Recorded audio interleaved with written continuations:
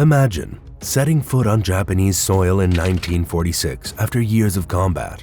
You're a soldier who's fought on distant battlefields, and you've just survived the horrors of World War II. You're told this is home, that you're here to rebuild a shattered nation.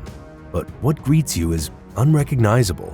Streets patrolled by enemy soldiers, rampant unemployment, and the specter of famine looming large. The Japan you knew seems to have vanished, swallowed by the chaos left in the wake of unprecedented destruction. Is this home? Can you even rebuild from ruins so complete? This isn't just the plot of some grim dystopian novel. This was the cold, hard reality for millions of Japanese soldiers returning after Japan's surrender in August 1945. Key figures like Emperor Hirohito had led these men to war under the banner of a divine mission, and now they faced an identity crisis of unparalleled scale. The once mighty Imperial Army had fallen, and the soldiers who survived were left to grapple with the psychological scars and a country that had irrevocably changed. So what happens when warriors bred for imperial conquest return to a land defeated and occupied?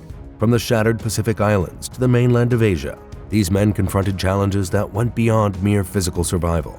Join us for an in-depth look at the hardest fates of some of warfare's most hostile combatants. Welcome to History on Fleek. Unyielding warriors. As World War II and its combat drew to a close, arguably no nation would face more trauma along the way than Japan.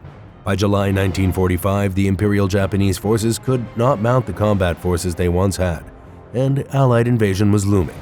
Europe was done with the war. The United States, China, and the United Kingdom called for Japan to lay down arms and surrender, or essentially face annihilation. However, Japan was ideologically opposed to surrender and publicly stated it would fight until it could no more. Privately, Japan was negotiating with the allegedly neutral Soviets to bring an end to the conflict in ways agreeable to the Japanese. Little did they know the Soviets had made agreements with the Allied powers at Tehran and Yalta. They would attack the Japanese forces at Manchukuo.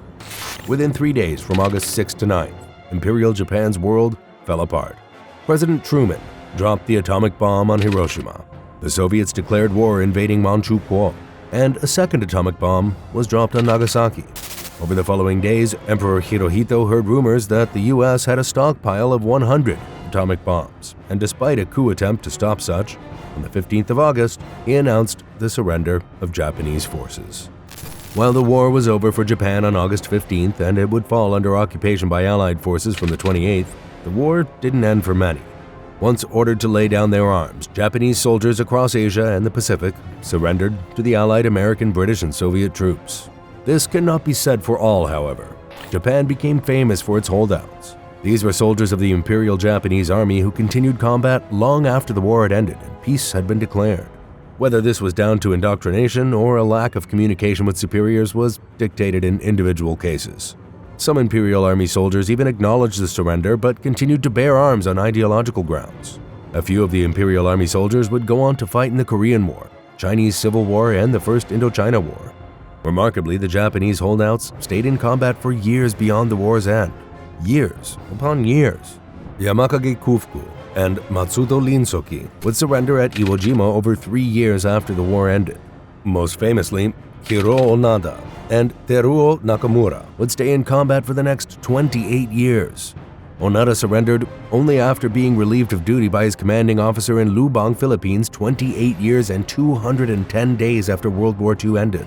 Nakamura similarly surrendered in 1974 to a search patrol on Morotai, Indonesia 29 years and 107 days after the end of World War II. The Pacific Island deployments of Japanese soldiers in particular were the most reluctant to surrender. When found in independent Indonesia in 1974, 2 Japanese soldiers had joined the communist guerrillas and fought in southern Thailand, till as recently as 1990. For some Imperial Japanese soldiers, war just didn't end. For several Japanese military personnel, surrender wasn't just a matter of honor being skewered and dented, it was an existential clash with law. Many figures of the Imperial Japanese forces were put on trial for war crimes. Among several, the most high-profile was these of the Tokyo War Crimes Trial in April 1946. Formed by 11 countries under the banner of the International Military Tribunal for the Far East, the purpose was to bring Japanese leaders to trial for their part in waging and starting war. Under the orders of the Supreme Commander of Allied Powers, General Douglas MacArthur, several top Japanese leaders, diplomats, and military officials were arrested prior to the tribunal. Across 2 years, finalized on November 12, 1948, 28 predominantly Imperial Army officers were charged. The trial shadowed Nuremberg in format and style. The charges were broken into 3 categories. Class A was for crimes against peace, and Class B and C were for war crimes and crimes against humanity. At the Tokyo War Crimes Tribunal, 7 individuals were sentenced to death, and 17 were sentenced to prison.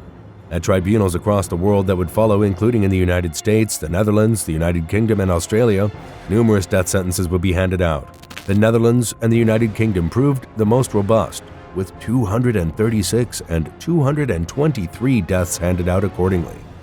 From battlefield to homeland, among the greatest challenges facing Japanese soldiers at the end of World War II was repatriation and reintegration into civilian life. The logistics of the effort were colossal.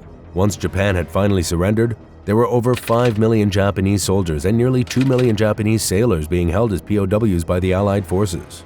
Civilian life was not a simple or easy affair in post-war Japan. The country's infrastructure had been dealt such destruction that was soon followed by a famine in 1946. The occupying Allied powers struggled with efforts to feed Japanese civilians and prisoners of war.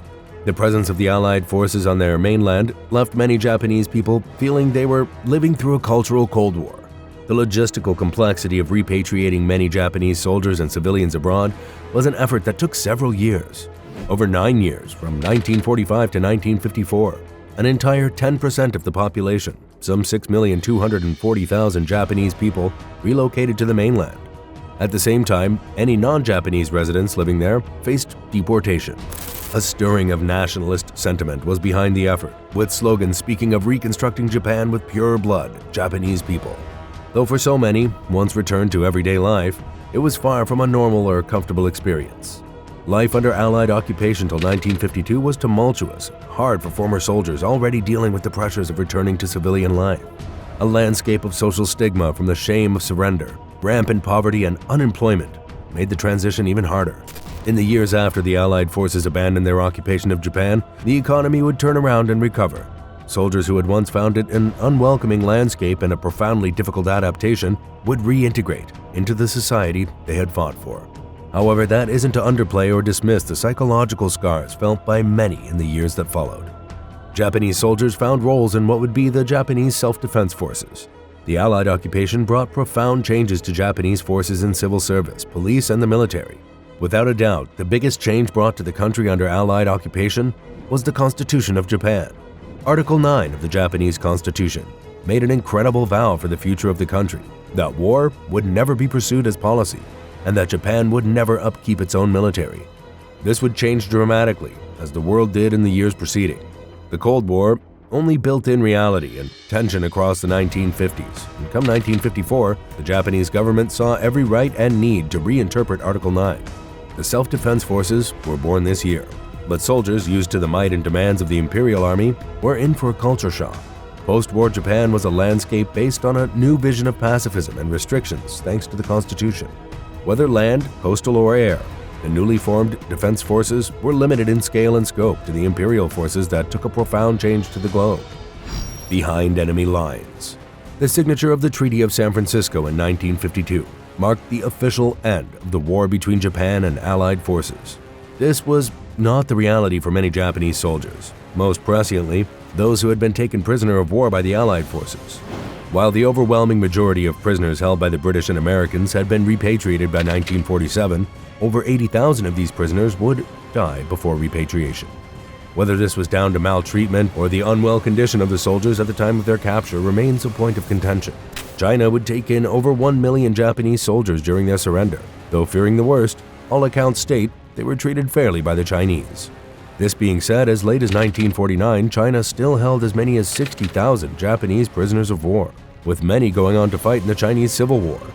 It's understood 1964 would be the year the last Japanese prisoner of war returned to the mainland from China. Without a doubt, one of the worst fates for a Japanese soldier following World War II was being taken prisoner of war by the Soviet Union. Over 500,000 Japanese soldiers were taken prisoner, and at least 60,000, but as many as 250,000 died under Soviet auspices. As many were brought to the Soviet Union as prisoners, the Japanese soldiers were used for hard labor and at points subjected to grim medical experimentation. Repatriation would take place across the late 40s through to 1950. Many afterwards would be convicted of war crimes, though, interestingly, many chose to stay in Russia and assimilate after their release. The effect left by the Imperial Army's role in World War II is profound, a relentless, unblinking machine of aggression that knew no surrender and introduced terrifying kamikaze to warfare. To this day, it can be a sensitive topic in Japan and beyond, exactly what fates Japanese soldiers deserved. Were they perpetrators of severe aggression in warfare, or were they pawns in a militaristic system the world hadn't seen the likes of before? This is History on Fleek, and we'll see you next time.